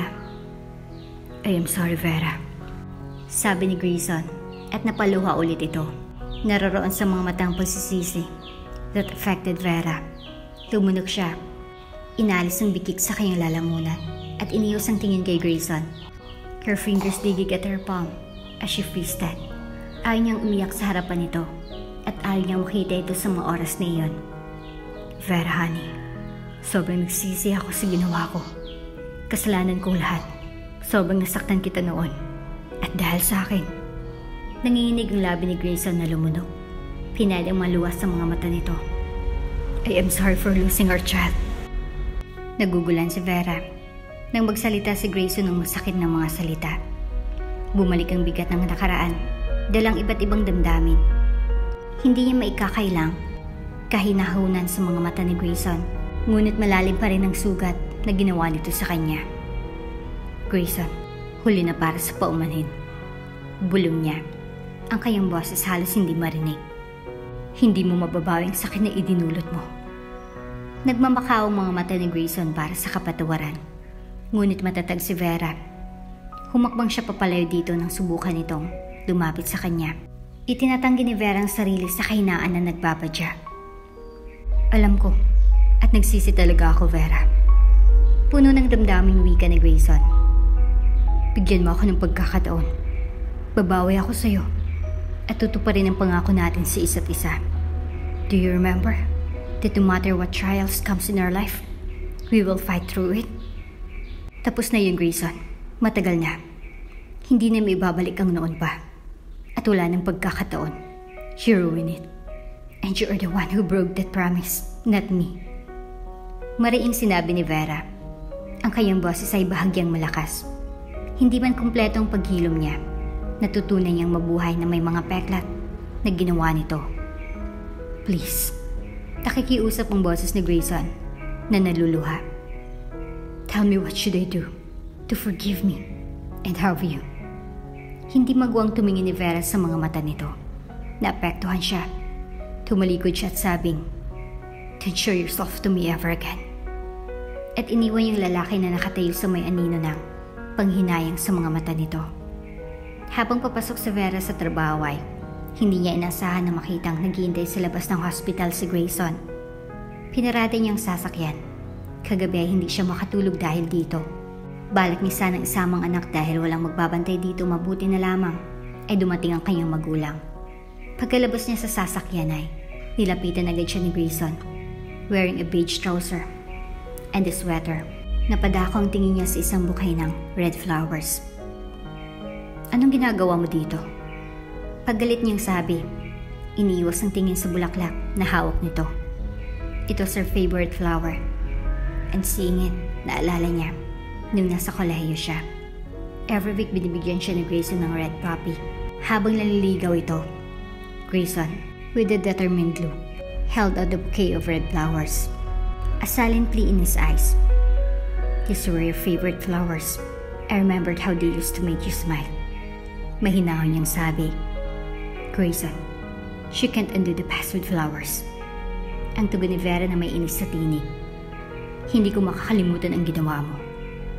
Humakbang papalapit si Grayson sa kanya, his eyes pleading for understanding. I know I messed up, but people change, Vera. I've changed. Let me prove it to you. Ayaw ni Vera na maulit na dumaan sa pinagdaanan niya noon. The pain he had given to her, she had enough of it. Grayson, you can just walk into my life and expect everything to be okay, she said, her voice breaking. Kinuha ni Grayson ang mga kamay ni Vera, not letting it slip away. Give me a chance, Vera. I'll do whatever it takes. Vera pulled her hand away. Ang luwang hindi niya napigilan ay tuluyan ng nahulog. Hindi ko kaya, Grayson. Hindi ko kaya maranasan muling binigay mong sakit, breaking my heart in pieces. His gaze locked onto hers, determination burning in his eyes. I would give up on us, Vera. Not now. Not ever. Grayson, hindi na natin mababalikan ng noon. Sagot niya, nakatitig sa pintuan ng hospital. Masyadong maraming nangyari. She killed her child. She cheated to me. Did you have got to tell me that? Sawa ka na ba sa babae mo? Alam ko nasaktan kita. Ngunit bago na ako. Handa akong patunayan ito. Pakiusap. Bigyan mo ako ng pagkakataon na mapatawad. Tapos na kami ni Francine. Simula nang malaman kong buntis ka. Paliwanag ni Grayson. That day you see us. Naluluwa ang mga mata ni Vera na sabing, ayaw ko nang marinig ang noon. Ayaw na kitang makita pa. Tapos na tayo. Kaya huwag mo na akong guluhin pa. At mabilis na iniwan ni Vera ang dating asawa. Having him here, he goes chows in her mind, and her heart. Araw-araw naroroon si Grayson sa hospital. Palaging may dalang red poppy flowers to her, na hindi naman tinatanggap ni Vera. Pero pilit pa rin na binibigay sa kanya. Kahit ang mga batang pasyente niya ay kinukulit siya na tanggapin ang bulaklak at tanggapin ang effort ng lalaki. Hindi magawang pagalitan ni Vera ang mga ito dahil bata pa ito at walang alam sa nangyayari. Nilapitan siya ni Daniel pagkalabas niya sa hospital room ng isang pasyente niya na may type 1 diabetes. Sinong lalaki na naliligaw sa'yo? He keep pursuing you despite how you ignore him. Punang sabi ni Daniel. Kinuha ni Vera ang inabot nitong kape at nagpasalamat. Someone in the past ruining my future. Mapaklang sagot ni Vera. Kilala niya si Grayson. He won't stop pursuing, just like when they were in college. Past? Ani ni Daniel na may interest sa boses at ngumiti. I understand if you don't want to talk about who really was to you. Pero kita kong determinasyon sa kanya at ang tingin ng isang taong who was in love. Parang suportado ka sa kanya, Dana. Magsama kayo. Nainis na sabi ni Vera at umalis. Natatawang sinundan siya ni Daniel at hinawakan sa kamay. I am not. In fact, nagsasalos ako. Kung hindi mo siya gusto, why don't you choose me? Tumingin si Vera kay Daniel. If she'll choose between them, she'd rather choose Daniel, but she couldn't love him. Ngumiti si Vera. I'll always choose you than him. Biglang namulang mukha ni Daniel at lumaki ang ngiti. But, work time, sabi ni Vera. Changing the topic, hindi niya alam isasagot dito. Nahirapan siyang magpakatotoo. Ayaw niyang mawala si Daniel. She was close to her son, and Lee could love him like a father. Daniel chuckled. Sa narinig ni Grayson at nakita, he felt an intense jealousy. Vera will choose Daniel over him, and the truth hurt him. Balak niya sanang ibigay ang bulaklak kay Vera at makausap ito, ngunit napuno ng bigat at lungkot ang kanyang puso. Kaya umalis siya. It's been 2 weeks of pursuing Vera. Kahit hindi siya nito pinapansin at tinatanggap ang bulaklak niya, wala siyang balak sumuko. Siguro, Vera was right. He won't return to what he had before, after what he had done. Ngunit hindi siya handa na i-let go ang babaeng minamahal niya. 5 years of not having her feel like he was living in hell. The anger she had for her and the loss of their child add up. Minsan napapaisip siyang wakas na lang ang buhay niya. That he did, but his dreams of his son telling him that daddy don't leave mommy. It brought him hope. Hope na isang araw ay magkakaayos din sila ni Vera at mapapatawad siya nito. His son's words was anchor of hope for him to live and ask forgiveness of what he had done to his son. Mabigat ang dibdib niyang inihinto ang sasakyan sa park. Lumabas siya at tiningnan ang mga batang naglalaro. Nakaramdam siya ng lungkot. Kung buhay ang kanilang anak ni Vera. 5 taon na sana ito kagaya ng mga bata sa playground. Grayson felt hollow and decided to leave. Papunta na siya sa parking lot nang mapahinto siya sa bolang tumama sa kanyang thigh. Napalingon siya at nakita niyang isang batang papalapit sa kanya. Sorry, mister. Paumanhin ng 5 taong bata. Hindi makapagsalita si Grayson. Natuloy siya sa kinatatayuan at napaaw ang kanyang bibig. Are you alright, mister? Takang sabi ng bata na tumingin sa kanya na nakakunot ang noong pagkakuha sa bola. Did I hurt you? Mahinang sabi ng bata na tumingin sa bahagi kung saan siya natamaan. Will you call the police? Hindi may paliwanag ni Grayson bakit naiiyak siya. Bigla na lang naluha ang kanyang mga mata. Mister, I am sorry. Naiiyak na sabi ng bata. I didn't mean to hurt you. I thought there's no people. Sorry. I am fine. It didn't hurt me. Don't cry. Natatarantang sabi ni Grayson na nilapitan ng bata. It's just that... Never mind. Really? But why you cry? He asked, looking confused at him. My eyes hurt. Paliwanag ni Grayson. How can be there someone look like him when he was a child? Was it just a coincidence? Where's your parents? Hinanap ni Grayson sa paligid ng magulang nito. Mama is coming to fetch me here. I'm with Grandma. Tumingin ang bata sa likuran niya at ngumiti ito. Mama's here, sabi ng bata at ngumiti. A lump formed in Grayson's throat. Mama, I'm here, kaway ng bata. Daddy Dan, you are here. Lumingon si Grayson at hindi niya inasahan na makikita si Vera kasama si Daniel. Pinagmasdan niyang niyakap ng bata si Vera samantalang gulat ang mukha ni Vera na nakatingin kay Grayson. Then a bitter realization hit Grayson. Vera had a son. Napatingin siya kay Daniel at ng bata na masayang nag-usap. Could it be that Daniel was the father? A bitter realization hit him that Vera had a son to another man. Bakit hindi nito sinabi sa kanya? Mama, I accidentally hit a man. Sabi ni Lico na tumingin sa gawin ni Grayson na umayos ng tayo. Namumutla si Vera. Anong sasabihin niya kay Grayson tungkol kay Lico? Nang makita niyang anak at ang ama nito na nagkausap, nakaramdam siya ng matinding lungkot at gulat.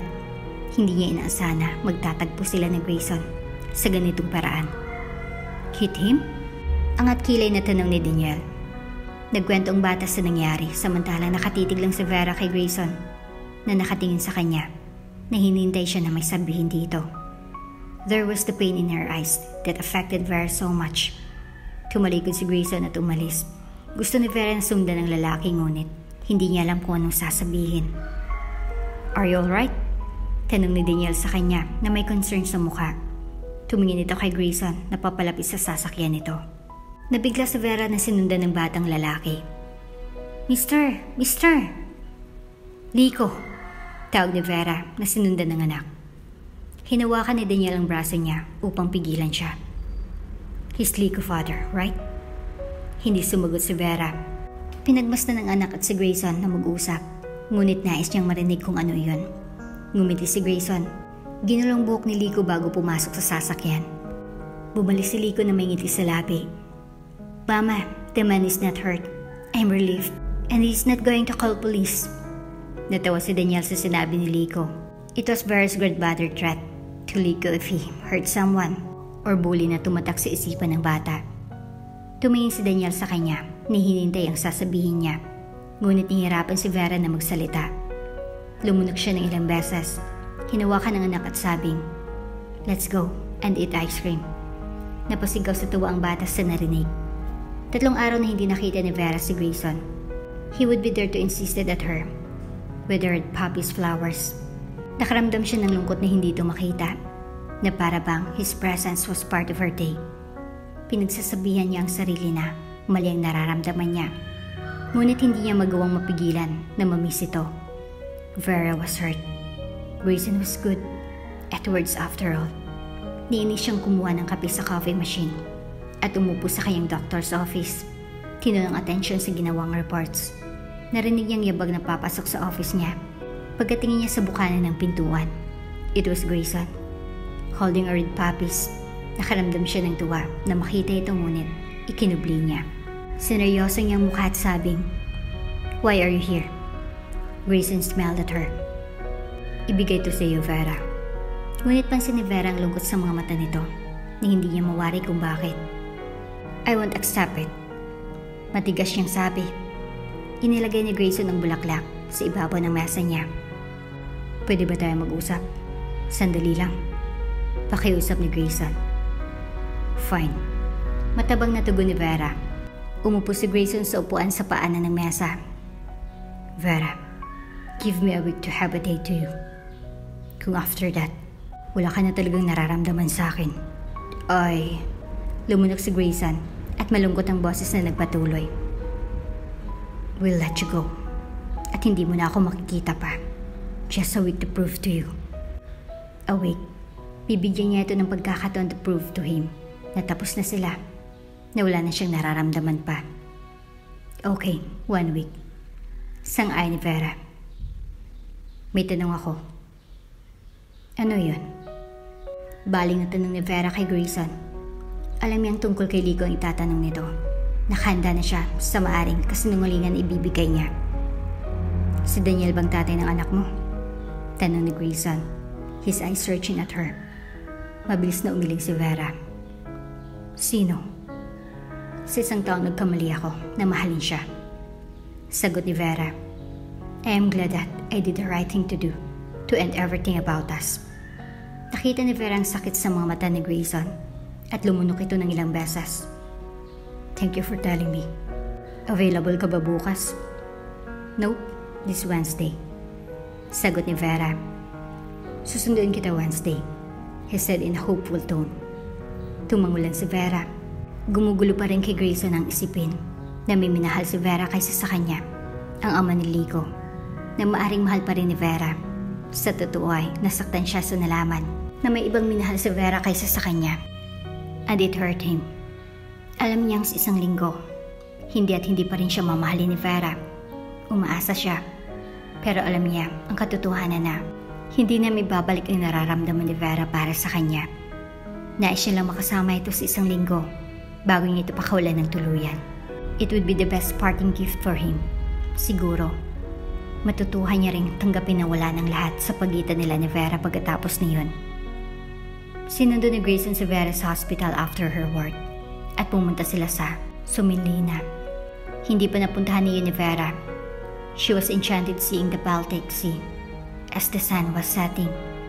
Isang picnic date ang ginawa ni Grayson para sa kanilang dalawa. Kilala niya si Grayson na gagawa talaga ng romantic sa isang date.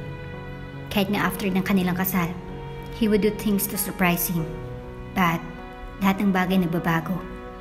Walang sinabi si Grayson sa date nila kung hindi gaano kagandang lugar at si Vera. And he never mentioned about their past. Sa mga sumunod na date ay na-excite si Vera kung saan naman sila pupunta. And everything he did was always made her surprised. Lalo na nang pumunta sila sa Aspenski Cathedral, kung saan the candlelight adding to the romantic ambience habang kumakain sila. And they toured the place.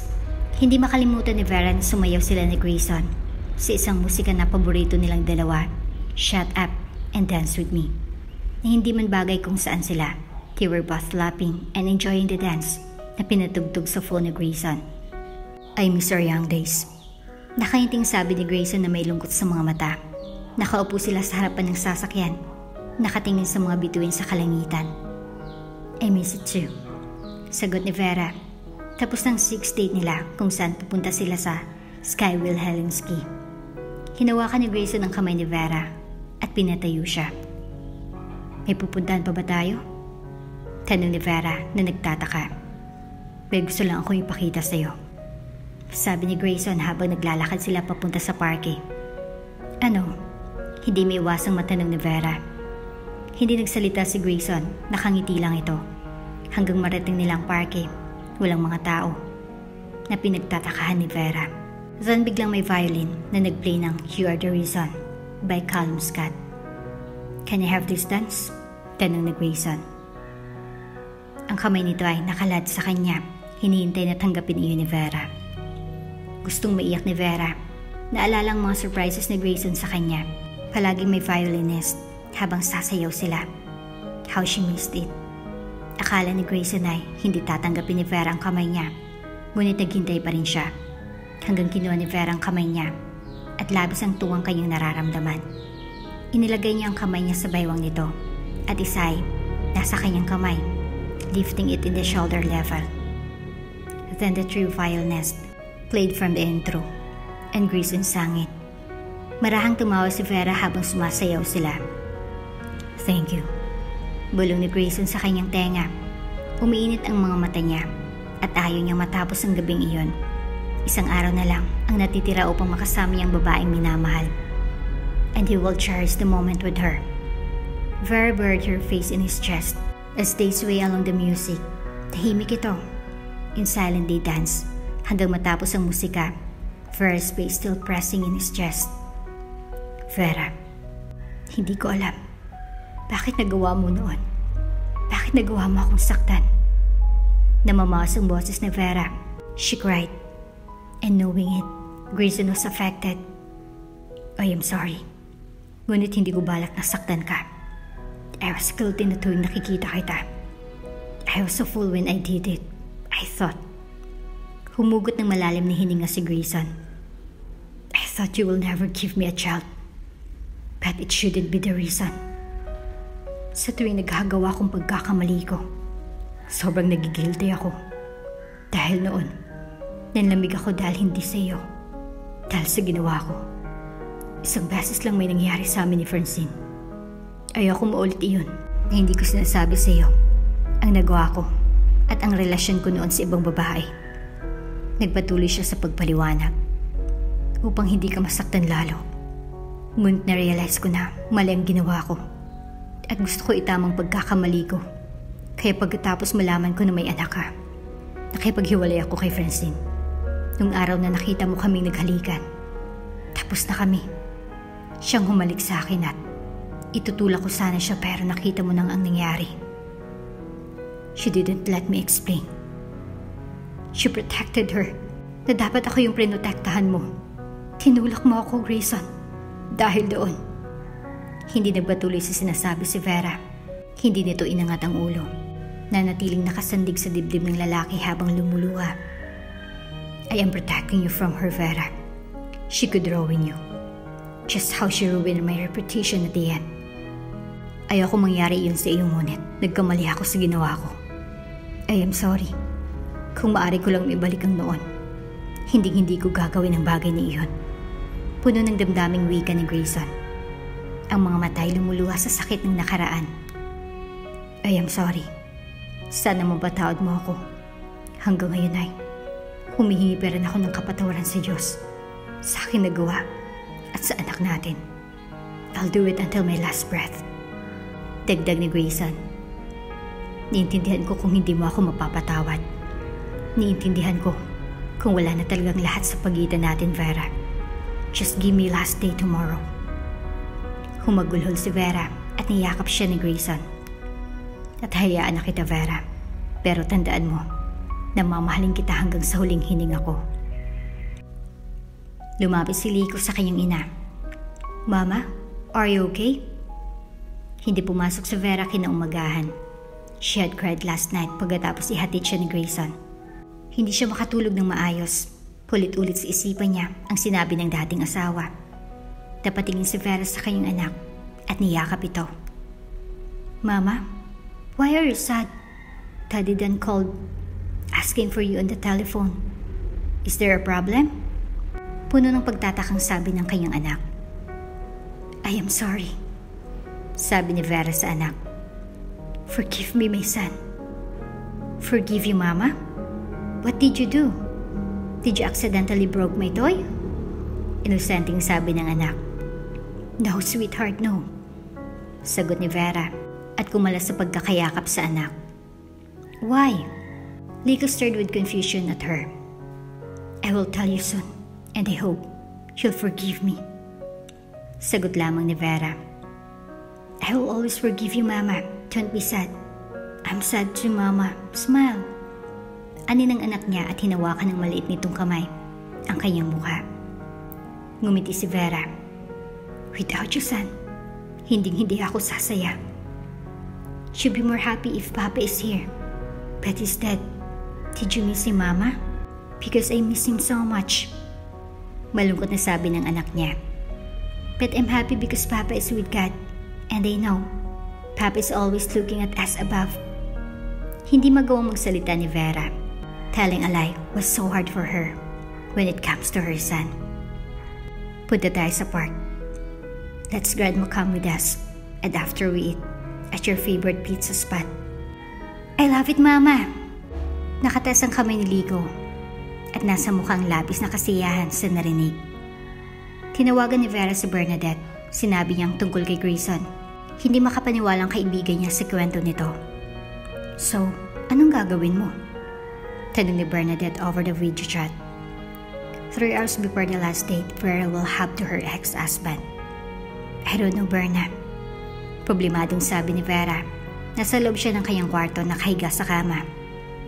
Vera, be truthful. Mahal mo pa ba siya?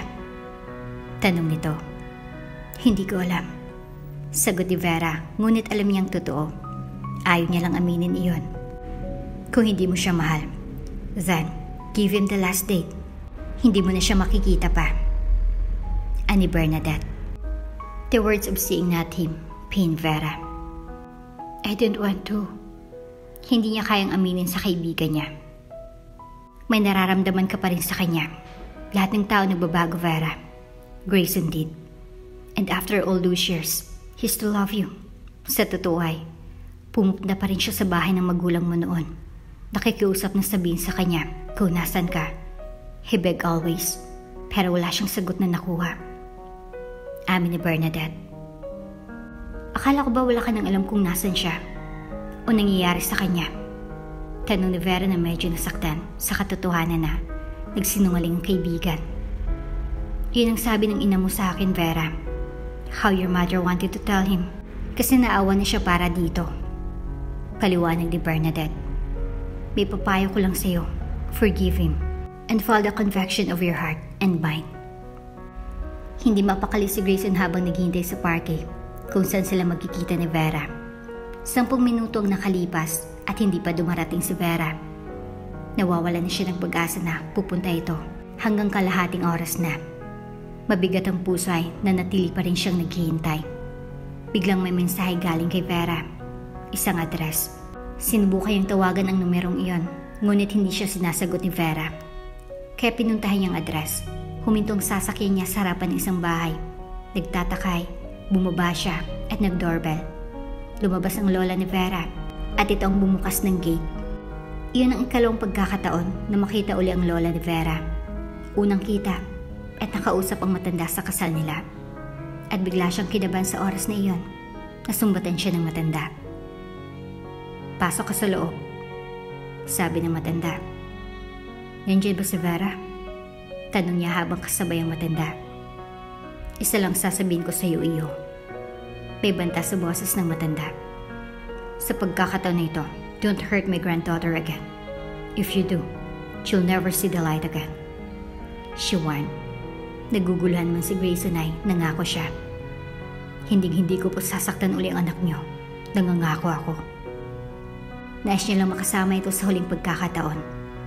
Ngumiti ang matanda at binuksan ang pintuan. She's waiting in the drawing room. The wonder in living room. Thank you po. Nakangiting sabi ni Grayson at pumasok na sa loob patungo sa isang room, sa living room. Binuksan niya iyon at hindi niya inaasahan na makita si Vera na nakaupo sa upuan kasama ang kanyang anak. Hindi niya alam bakit pinapunta siya roon ni Vera at naroon ang anak. Will it be her parting goodbye? Hindi pa siya handa. A panic rises inside him. Mister, you are here! Tuwang sabi ng bata sa kanya. Lumapit ito at hinawakan ng kamay niya. Sit here. Mama's going to tell us something. Are you Mama's friend? Umupo si Grayson. Hindi niya alam anong sasagot sa bata. Ligo, sat back here. Sabi ni Vera at tinuro ang tabi nito. Kaagad na umupo ang bata, who couldn't wait at something. Vera, why I am here? Tanong ni Grayson. I want you to tell something. Sagot ni Vera na nakatingin sa mga mata niya. Ano? Grayson was anticipating Vera's words. Tahimik ito na, nagdadalawang isip. Kung hindi mo magawa masabi sa akin na hindi tuloy ang huling date, niintindihan ko. Ani Grayson, hindi mo na ako kailangang papuntahin pa dito. Umiling si Vera. I want you to be here to make one thing right, Grayson. Hindi handa si Grayson na marinig ang sasabihin ni Vera. Hindi pa siya handa na bitawan ito. Go on, tell me. Nahirapang sabi ni Grayson. Pumikit si Vera. Lico is our son. Our son? Napaangat ang boses ni Grayson. I am sorry for keeping this secret. Hindi tuluyang nalaglag ang bata sa sinapupunan ko. Look at him. Didn't you remember who he looked like? Naluluhang sabi ni Vera. Mama, what are you saying? Nagtatakang sabi ni Lico. She told me Papa is dead. Napatingin si Grayson sa bata nang maigi hanggang maalala niyang larawan niya noong bata siya. Napaawang bibig niya. He's your dad, sweetheart. Mama lied because I was hurting and couldn't tell your dad the truth. Paliwanag ni Vera na tuluyang napaluha. Mr. is my papa? Mama, why you lied? Nasasaktang sabi ng bata na naguguluhan. I am sorry, sweetheart. Sorry that I lied to you. Why I let your real father to be here. To tell both of you the truth. Because lying wouldn't do good. It never healed me inside. Paliwanag ni Vera, hoping her son would understand. Napatingin si Vera sa tumayong Grayson. A pain was in his eyes. Vera, why? I thought, after all those 5 years, I've suffered the pain and blaming her for losing her son. And then, she deserved it. As what I thought, Grayson. Pero you told me last night, making things right. Kaya I am making things right. I have forgiven you for so long. Ani Vera, nagkamali ka. At nagkamali akong itago ang totoo sa'yo. To hurt you as you hurt me. Please, I don't want you to fighting Mama, Papa. Naiiyak na sabi ni Lico. I am sorry. Napaluha si Vera sa narinig sa anak. Hindi mo yun kasalanan, sweetheart. Niyakap niya ang kanyang anak. Pinati Grayson ng luha. Something inside him was pulled out. That void of losing his son. Dumapit si Grayson sa anak. Tamang ina mo, son. It's not your fault. Napatingin si Lico sa ama niya at napaluha itong yumakap sa kanyang ama. Simula ng araw na iyon ay bumawi si Grayson sa kanyang anak. For 5 years na wala siya dito. Hindi labis ang sayang nararamdaman niya to have a son. At mas unti-unti na silang nagkakalapit ni Vera. It was enough for him that Vera had forgiven him. Vera, she deserves someone better. At kung sino man iyon, ay tatanggapin ko. Sabi ni Grayson nang nasa veranda silang dalawa. It's been 3 months. At palagi niyang binibisita ang anak nilang dalawa. Hindi ka magagalit? Tanong ni Vera na tumingin kay Grayson. She had been waiting the time to tell him the other truth. Oo, matagal ko nang tanggap. Kaya huwag kang mag-alala. You are free to love someone we've done for so long. Sagot ni Grayson na ngumiti. Hinanap ni Vera sa mga mata nito ang lungkot. She could see the acceptance. Hindi mo na ba ako mahal? Tanong ni Vera sa seryosong boses. I still love you, but I don't want to be selfish, Vera. Masaya ako na masaya ka. Wika ni Grayson na ngumiti. May kinuha si Grayson sa bulsa. It was a silver necklace na binigay ni Vera noon kay Grayson. Gusto ko ibalik ito. She told me this necklace will only wear to the person you love. Give it to someone who will love you and will never hurt you like I did. Nanginginig ang kamay ni Vera na hinawakan ng kamay ni Grayson. closing his hand. I can't love anyone, Grayson. Mahal pa rin kita. Can we start over?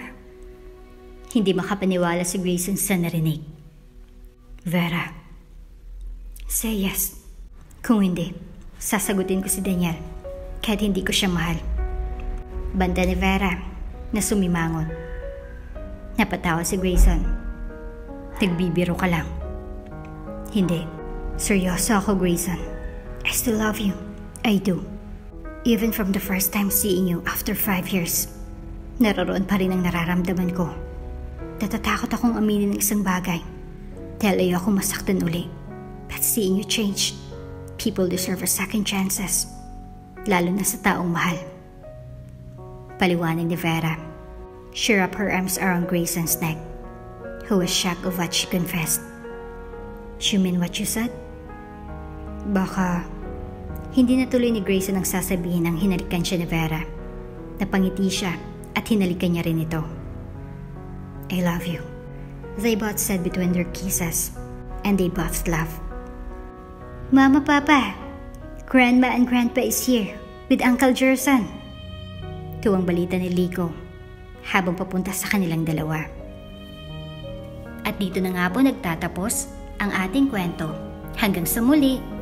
Kung bago ka pa lang sa channel neto, ibang kwento ni Ate Jane, istorya mo, ikwento ko. Huwag kalimutang pindutin ang notification bell at subscribe button.